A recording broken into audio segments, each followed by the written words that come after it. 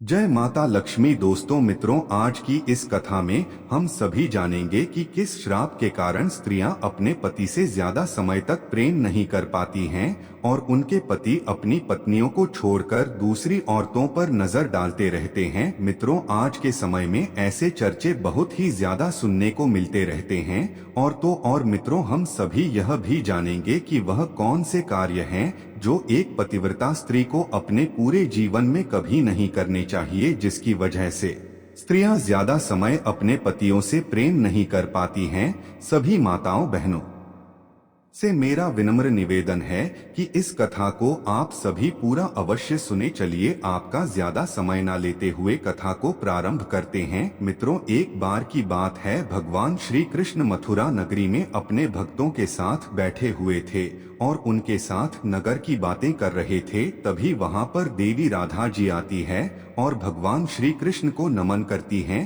फिर भगवान श्री कृष्ण कहते हैं, हे देवी राधा, आप किस प्रयोजन से यहाँ पर आई हो? तब देवी राधा कहती है, हे प्रभु, आज मेरे मन में कुछ प्रश्नों ने जन्म लिया है जो कि मुझे बहुत ही परेशान कर रहे हैं। तो हे प्रभु, मैं उन्हीं प्रश्नों के उत्तर जानने के लिए आपके पास आई हूँ। तब भगवान श्री कृष्ण कहते हैं, हे देवी राधा, आप अपना प्रश्न पूछिए, मैं आपके सभी प्रश्नों के उत्तर देने के लिए तैयार हूँ। तभी देवी राधा भगवान श्री कृष्ण को संबोधित करते हुए पूछती हैं, हे स्वामी, औरत किस श्राप के कारण अपने पतियों से ज्यादा समय तक प्रेम नहीं कर पाती हैं? तो भगवान श्री कृष्ण कहते हैं, देवी राधा, आज अचानक से तुम मुझसे यह प्रश्न क्यों पूछ रही हो? तो देवी राधा कहती है, हे प्रभु, आज जब मैं पूजा के लिए फूल तोड़ने गई थी तो मैंने कुछ स्त्रियों को देखा जो देखने में एक ही उम्र की थी, परंतु उसमें से मुझे कुछ स्त्रियां दुखी दिखाई दे रही थीं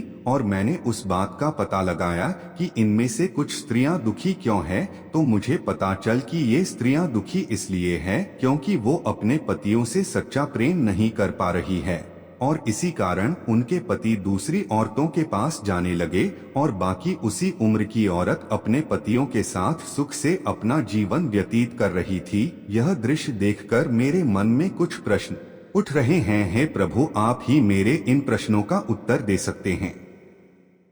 कृपया आप मुझे मेरे प्रश्नों का उत्तर देकर संतुष्ट करें। इस प्रकार देवी राधा की बात को सुनकर भगवान श्री कृष्ण कहते हैं, हे देवी राधा, तुम्हारे मन में जो भी प्रश्न उठ रहे हैं निसंकोच होकर पूछो, मैं तुम्हें तुम्हारे प्रश्नों के उत्तर अवश्य दूंगा। फिर देवी राधा कहती हैं, हे प्रभु, मेरा पहला प्रश्न है, वह कौन सी स्त्रियां होती है जो अपने पतियों से कुछ समय तक ही प्रेम कर पाती है? और मेरा दूसरा प्रश्न यह है कि वह कौन से लोग होते हैं जो अपनी पत्नी को छोड़कर दूसरे की पत्नियों पर नजर डालते हैं? और मेरा तीसरा और अंतिम प्रश्न यह है कि वह कौन सी चीज है जो एक पत्नी अपने पति के मांगने पर भी पति को नहीं देती है? इस तरह देवी राधा के तीनों प्रश्नों को भगवान श्री कृष्ण ने देवी राधा के प्रश्नों का उत्तर देते हुए कहा, है देवी राधा, तुम्हारे प्रश्न अत्यंत गूढ़ हैं और इनका उत्तर भी गहराई से समझने योग्य है। मैं तुम्हें इन प्रश्नों का उत्तर विस्तार से समझाता हूँ। मित्रों, इस कथा को बहुत ही ध्यान से सुनना, क्योंकि आधी अधूरी कथा सुनने वालों को आधा अधूरा ही ज्ञान प्राप्त होता है जो जीवन में कभी काम नहीं आता। और यदि तुमने ध्यान से इस पावन कथा को सुना तो तुम्हारे तीनों प्रश्नों के उत्तर इस कथा को सुनने के बाद तुम्हें मिल जाएंगे। फिर देवी राधा जी भगवान श्री कृष्ण से कहती हैं, हे स्वामी, मैं आपको वचन देती हूँ कि मैं इस कथा को पूरा सुनूंगी और पूरे संसार की समस्त स्त्रियों तक इस कथा को आपके माध्यम से पहुँचाऊंगी। भगवान श्री कृष्ण देवी राधा की यह बात सुनकर भगवान श्री कृष्ण जी कहते हैं, हे देवी राधा, सबसे पहले मैं तुम्हें उस स्त्री की कहानी सुनाना चाहता हूँ। तो मित्रों, आप भी उस कहानी को ध्यान पूर्वक सुनना। और मित्रों, अभी तक आप लोगों ने वीडियो को लाइक नहीं किया है तो वीडियो को लाइक कर दीजिए और साथ ही चैनल को सब्सक्राइब करके बेल नोटिफिकेशन को ऑल पर सेलेक्ट कर दीजिए, क्योंकि हमारी कोई भी वीडियो आए तो उसकी नोटिफिकेशन सबसे पहले आप सभी लोगों तक पहुंच सके। और मित्रों, कमेंट बॉक्स में जाकर जय मां लक्ष्मी जरूर कमेंट करें। मित्रों, श्री कृष्ण ने देवी राधा को उत्तर देते हुए कहा, है देवी राधा, वह स्त्रियां जो अपने पतियों से अधिक समय तक प्रेम नहीं कर पाती उनके जीवन में इसके पीछे एक विशेष श्राप का कारण है।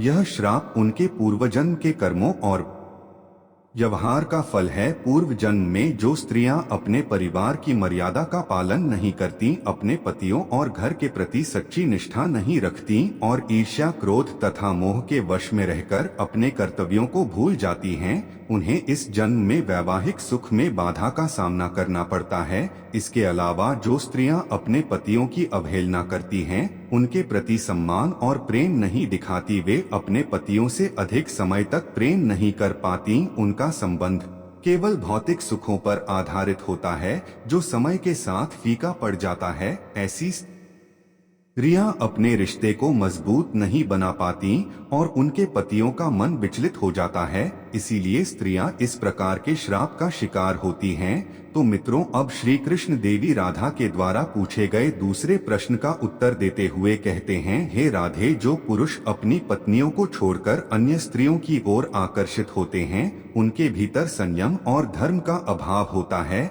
ऐसे पुरुष अपने मन और इंद्रियों पर नियंत्रण नहीं रख पाते। इसके पीछे उनके कर्म के साथ ही उनके जीवन में आने वाले वातावरण और संगत का बड़ा योगदान होता है। जब कोई पुरुष अपनी पत्नी के प्रति सच्ची निष्ठा और आदर नहीं रखता तो वह जीवन में असंतोष महसूस करता है और अनंत सुख की खोज में भटकने लगता है।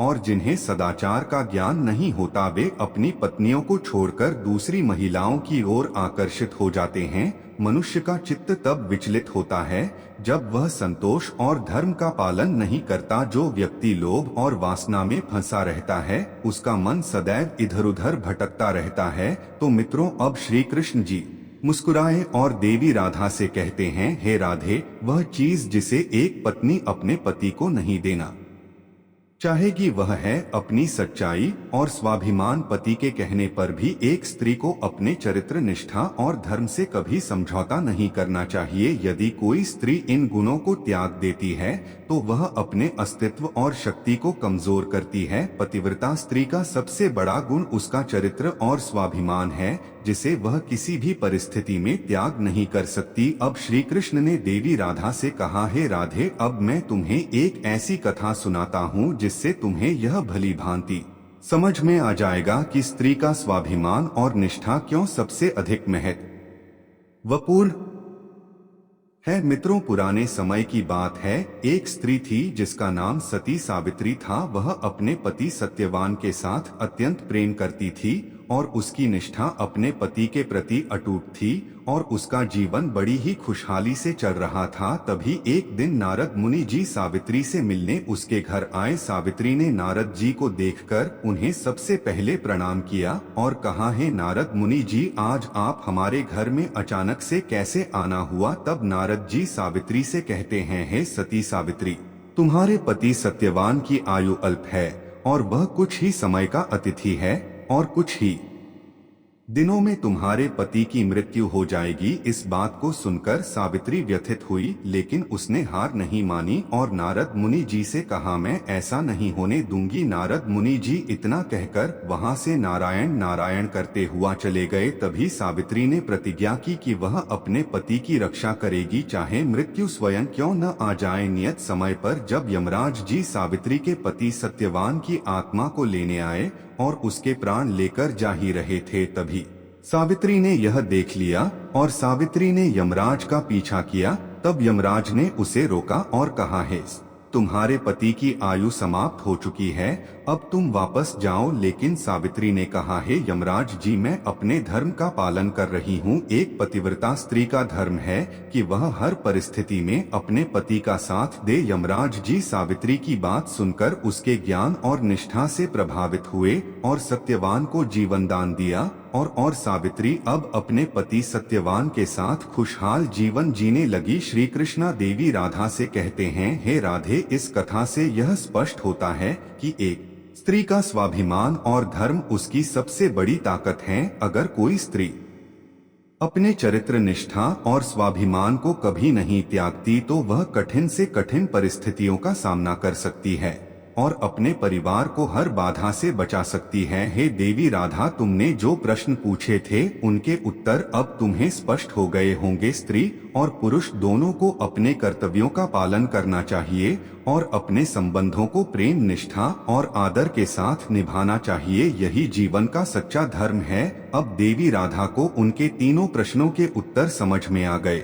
मित्रों, इस कथा से हमें यह सीख मिलती है कि जीवन में संयम, निष्ठा और सच्चाई का पालन करना अत्यंत आवश्यक है। अब देवी राधा वहां से जाने लगती है, तभी उनके मन में जाते जाते एक और प्रश्न उठता है और श्री कृष्ण से पूछती है, हे प्रभु, आपने जो ज्ञान दिया है वह अत्यंत उपयोगी और प्रेरणादायक है, लेकिन कृपया मुझे यह बताएं कि जो स्त्रियां अपने पति से प्रेम नहीं कर पाती या जिनके पति दूसरी औरतों की ओर आकर्षित होते हैं, वे इस स्थिति को सुधारने के लिए क्या कर सकती हैं? भगवान श्री कृष्ण ने मुस्कुराते हुए कहा, हे राधे, यह बहुत महत्वपूर्ण प्रश्न है। मैं तुम्हें इसका उत्तर भी देता हूँ। यदि कोई स्त्री अपने रिश्ते को मजबूत बनाना चाहती है तो उसे इन बातों का ध्यान रखना चाहिए। पति और पत्नी दोनों को एक दूसरे का आदर करना चाहिए। यदि कोई मतभेद हो तो उसे शांतिपूर्ण ढंग से सुलझाना चाहिए। निष्ठा किसी भी रिश्ते की नींव होती है। यदि स्त्री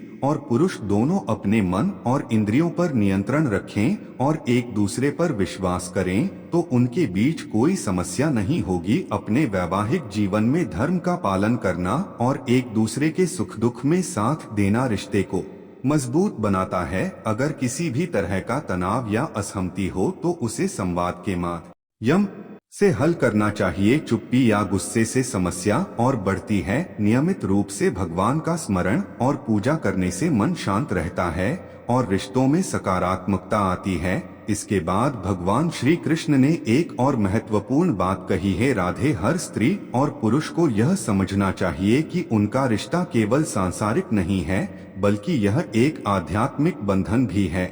यदि वे इस बात को समझ लें और अपने जीवन में प्रेम, सेवा और कर्तव्य को स्थान दें तो उनके जीवन में सुख और शांति बनी रहेगी। अब देवी राधा को उनके पूछे गए सभी प्रश्नों का उत्तर मिल गया और अब वो श्री कृष्णा को प्रणाम करके वहां से चली जाती हैं। तो मित्रों, अगर यह कथा आप सबको अच्छी लगी हो तो कमेंट्स में जय श्री कृष्ण जरूर लिखकर कमेंट कर देना। और मित्रों, आप सभी लोगों ने अभी तक वीडियो को लाइक नहीं किया है तो वीडियो को लाइक करके चैनल को सब्सक्राइब करें और साथ में बेल नोटिफिकेशन को ऑल पर अवश्य सेलेक्ट करें। और मित्रों, अगर आप सभी ने वीडियो को लाइक करके चैनल को सब्सक्राइब कर दिया है तो कमेंट बॉक्स में जय माता लक्ष्मी जरूर कमेंट करें, तभी मुझे पता चल पाएगा कि आप लोगों ने वीडियो को लाइक और सब्सक्राइब किया है। तो मित्रों, वीडियो को यहाँ तक देखने के लिए आप सभी का दिल से धन्यवाद। मिलते हैं और किसी पौराणिक कथा के साथ।